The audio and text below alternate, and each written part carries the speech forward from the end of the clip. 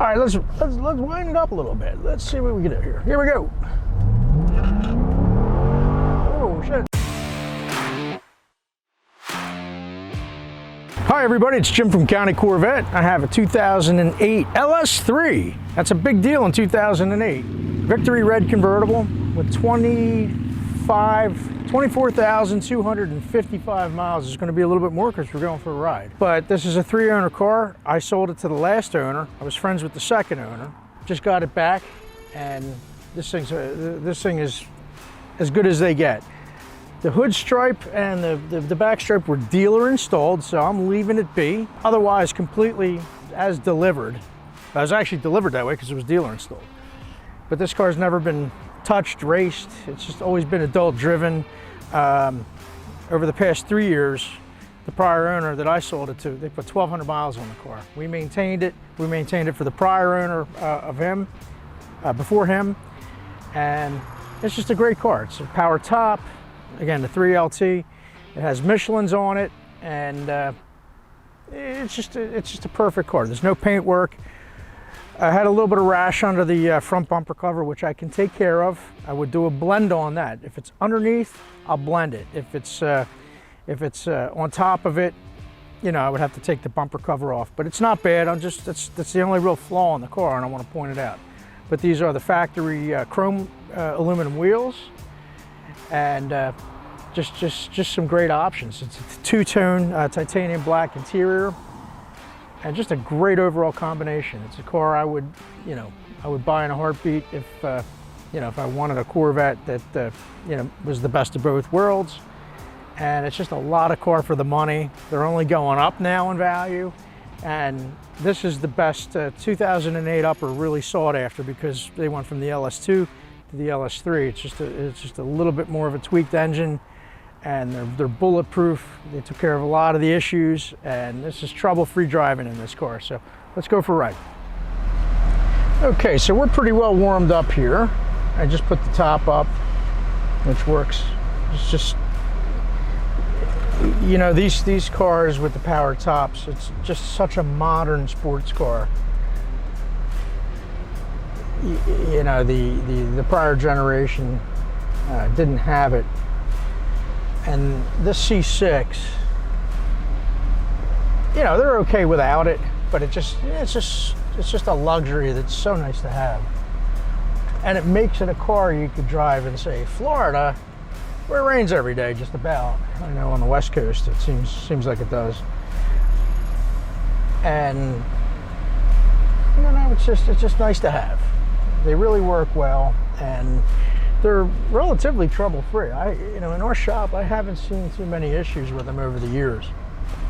And as I said on this LS3, they resolved some of the LS2,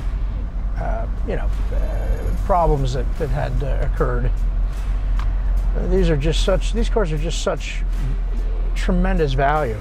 And I'm going to tell you, they jumped in price. I had to really step up to get this car. You know, a red C6 LS3, under 25,000 miles. It's like damn near a new car.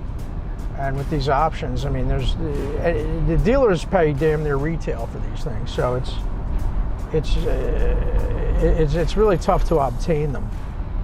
And there's not a lot of them out there with this type of mileage. So this is a super car. It's a car I'd own, you know.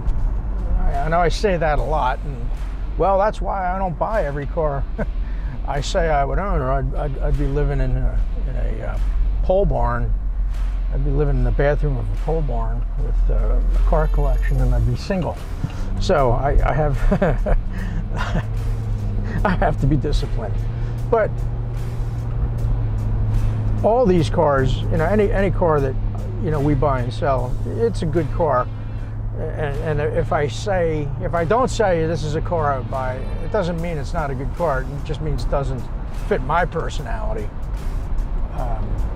I like really clean, low mileage cars. It's just easier, and that's always been, the standard of good used cars is lower mileage. Not to mention, or not to suggest that there's not some amazing cars out there with heavy mileage. Just the standard is, if it's a car's got low mileage, it was used less, and there's just less wear and tear on it. And this one's no exception. There's a very slight discoloration on the side bolster here. So that means to me, you know, it was in and out type trips, short trips, not long trips. And that's okay. Otherwise, this interior, and it does have the carbon fiber center here, it's really in superb shape. And this thing, it just has every option. So it's got the head-up display, it's got the nav, it's got the memory package, the climate control, telescopic wheel, etc., etc. And then, of course, the power top. This car had $11,000 in options. And that was a lot. That was a fifth of the price of the car, over 1/5.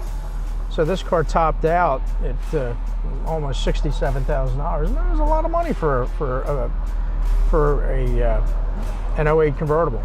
But now, you know, you're not paying for these options.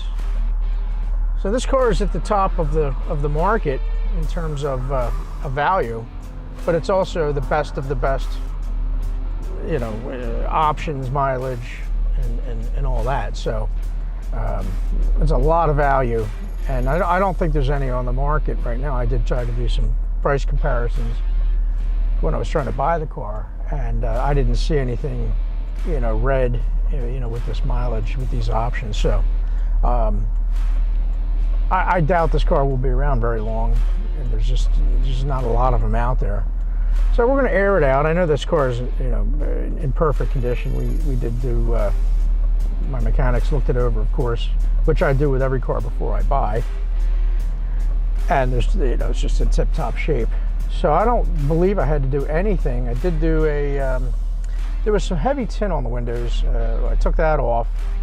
It was actually wouldn't pass Pennsylvania State inspection, so it's in my best interest to remove that, and then just a general detail on it. All right, let's wind it up a little bit. Let's see what we can do here. Here we go. Oh shit! All right, I kind of spun the tires back there. I didn't really mean to. They're very expensive Michelins, but this thing runs perfectly. I mean, there's not a hiccup. Smooth as silk. We just drive it all day long. It's no excuses car. So we're at 261 miles, and slightly less tire tread. Sorry about that, everybody. It was not my intention to do that, but it's what happened. So shame on me, but that's the way it goes. But as if you've watched my videos, I try to redline every car, you know, just to make sure there's nothing wrong with it. And to date, I've never put any connecting rods through the block of anything, but you never know. But I'd rather have it happen on my dime, and I'm not going to take a car out, obviously, that's got a knock and sounds like it's getting ready to come apart. That would be just dumb and cost me a lot of money. But more than often, a lot of these cars haven't seen that type of use in a long time, if ever, and we blow some carbon out, and you know, it might kick out some black smoke, etc. But that's what I do when I buy a car, and I got to tell you, some people don't like it, especially guys with, you know, 435s and stuff. They think I'm lost my mind when I tell them I want to take it out and redline it. But you know, if you do a PV, an NSRS performance verification, you know, you're asked to do a 12-mile drive, and you're gonna take it up the red line and then back it down. And some of these, I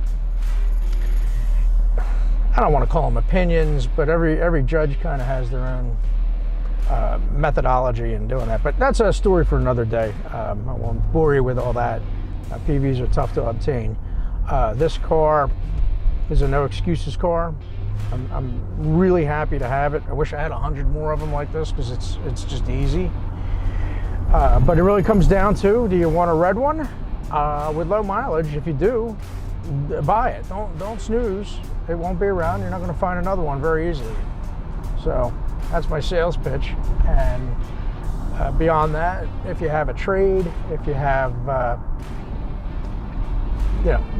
something you want to get rid of, preferably a Corvette, but we can help with any type of trade in.